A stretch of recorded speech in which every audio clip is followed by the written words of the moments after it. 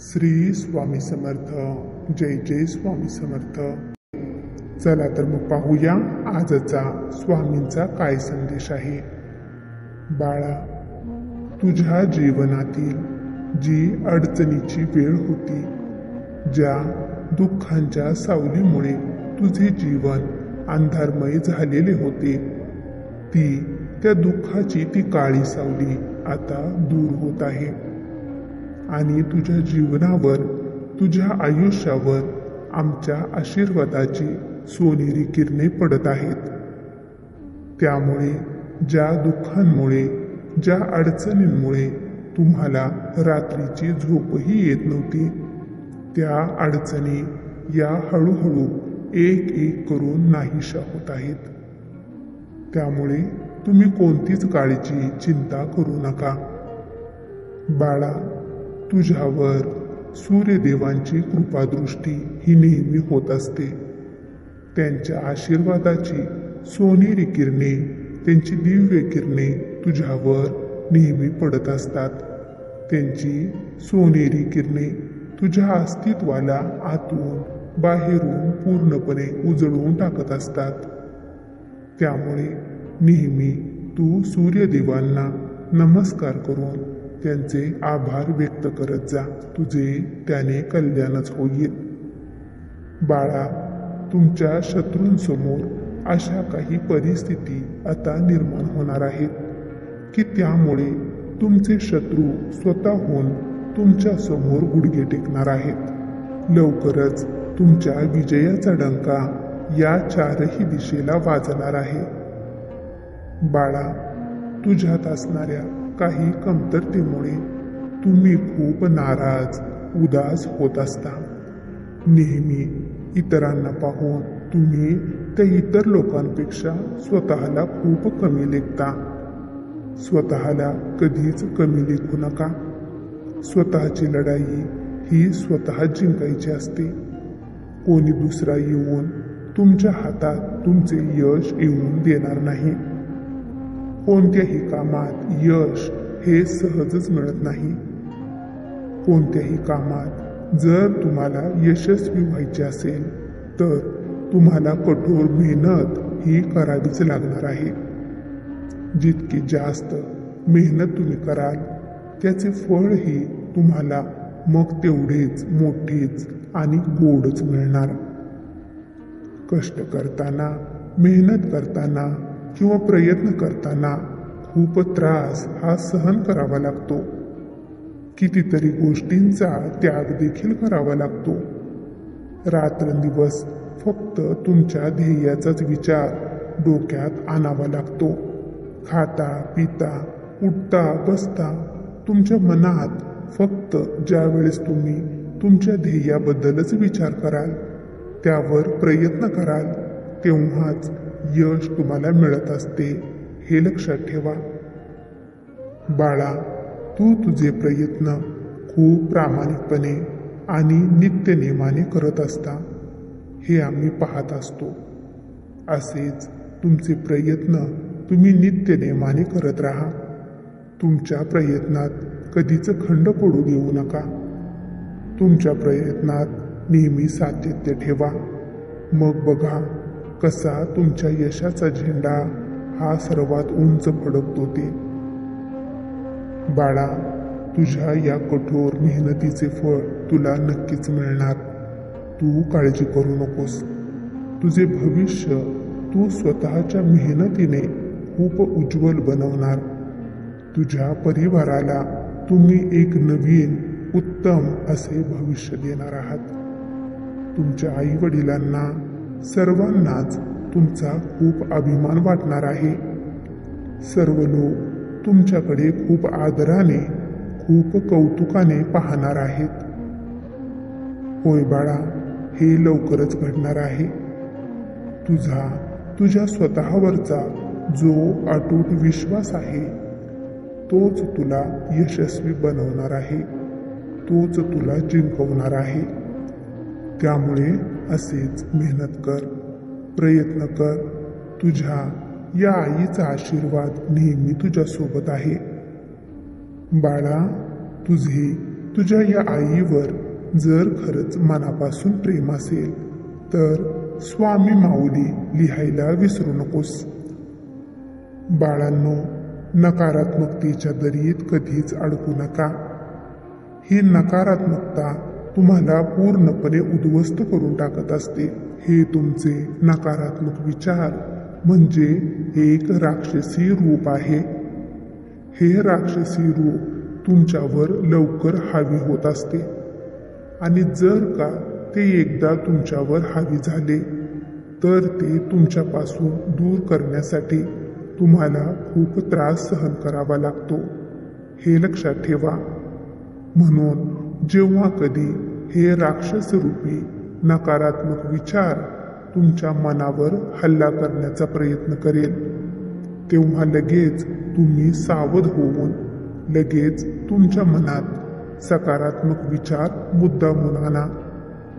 त्या सकारात्मक विचारांच्या शक्तीमुळे ते नकारात्मक राक्षस तुमच्या मनावर हावी होणार नाहीत.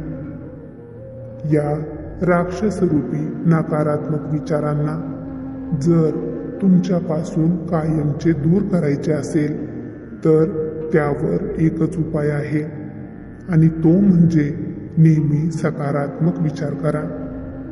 भले परिस्थिती कितीही तुमच्या विरुद्ध का असेना, चारही बाजूनी तुम्ही संकटात सापडलेले का असेना, पण तरी देखील मुद्दामून नेहमी सकारात्मकच विचार मनात आणून तुमच्या मनाला समजवत राहा.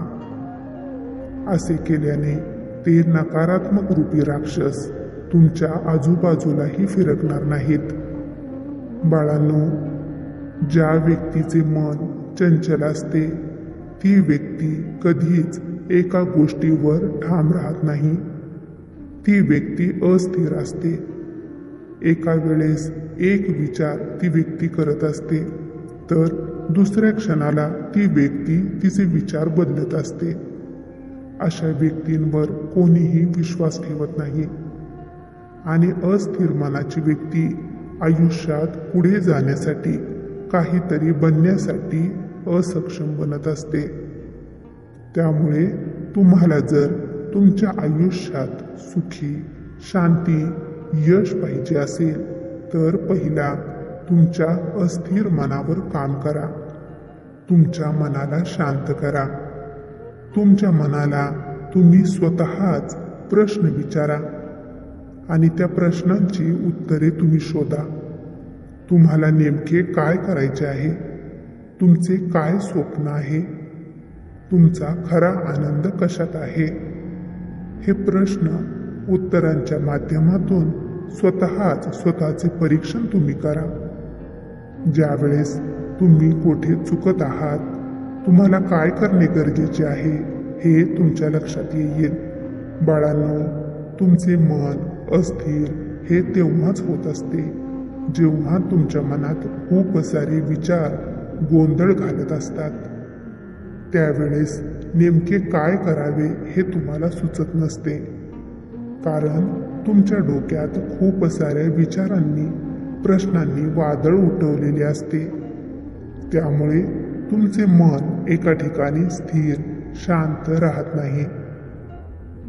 जेव्हा तुम्ही तुमच्या डोक्यात विचारांचा साठलेला तो गाळ काढाल तेव्हा तुमचे मन, तुमचे डोके हे हलके, शांत होऊन जाईल आणि तेव्हाच तुम्ही एका गोष्टीवर लक्ष केंद्रित करू शकाल. हे लक्षात ठेवा. बाळा, स्वतःला कधीच कमी समजू नका. तुम्ही देखील खूप सुंदर आहात. तुमच्या स्वतःला कधी तुम्ही काळजीने, प्रेमाने आरशात पाहिलेलेच नाही, कारण तुमचे लक्ष नेहमी इतरांच्या सुंदरतेकडेच असते. त्यामुळे तुमच्यात दडलेली ती सुंदरता ही तुम्हाला कधी दिसलीच नाही.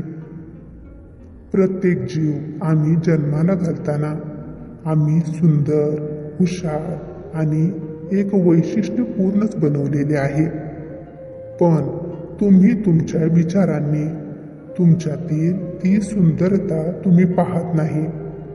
तुम्ही जोपर्यंत तुमच्या स्वतःवर प्रेम करणार नाही तोपर्यंत इतर लोक तुमच्यावर प्रेम करणार नाहीत.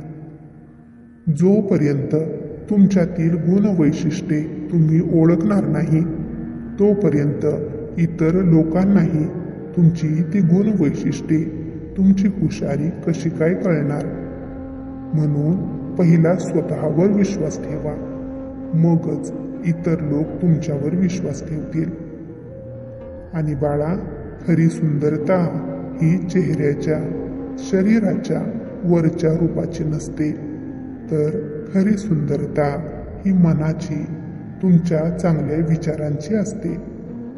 तुमचे मन, तुमचे विचार किती चांगले आहेत यावर तुमची खरी सुंदरता ही ठरत असते. तुमचे मन, तुमचे विचार जर चांगले असतील तर जगातील सर्व सुंदरता ही तुमच्या समोर कमी पडत असते. हे लक्षात ठेवा. त्यामुळे बाळांनो, स्वतःवर पूर्ण विश्वास ठेवा, स्वतःवर प्रेम करा आणि नेहमी सकारात्मक विचार करा. मग तुमचे सगळे चांगले होणार. भिवू नका. आम्ही नेहमी तुमच्या पाठीशी उभे आहोत. आमचे आशीर्वाद नेहमी तुमच्या सोबत आहेत. तुम्ही काळजी करू नका. बाळा, तुझा आमच्यावर जर खरंच विश्वास असेल तर श्री स्वामी समर्थ लिहायला विसरू नकोस. तुझे कल्याण होईल. स्वामी भक्तांनो, तुम्हाला जर आजचा हा संदेश आवडला असेल तर या संदेशाला लाईक आणि कमेंट करायला विसरू नका. तसेच हा संदेश शेअर करायला देखील विसरू नका, कारण तुमच्या एका शेअरमुळे कोणाच्या तरी आयुष्यात थोडी जरी आनंदाची उमेद निर्माण झाली तर याच्या आशीर्वादाचे फळ तुम्हाला नक्कीच मिळेल. त्यामुळे असेच स्वामींचे संदेश दररोज ऐकण्यासाठी स्वामी कन्या पौर्णिमा या चॅनेलला नक्की सबस्क्राईब करा आणि बेल आयकॉन दाबा. त्यामुळे नवीन व्हिडिओचे नोटिफिकेशन लवकरात लवकर तुमच्यापर्यंत पोहोचेल. चला तर मग सर्वांनी आनंदी राहा. आपली आणि इतरांचीही काळजी घ्या. श्री स्वामी समर्थ. जय जय स्वामी समर्थ. जय बाळूमामा. श्री गुरुदेव दत्त.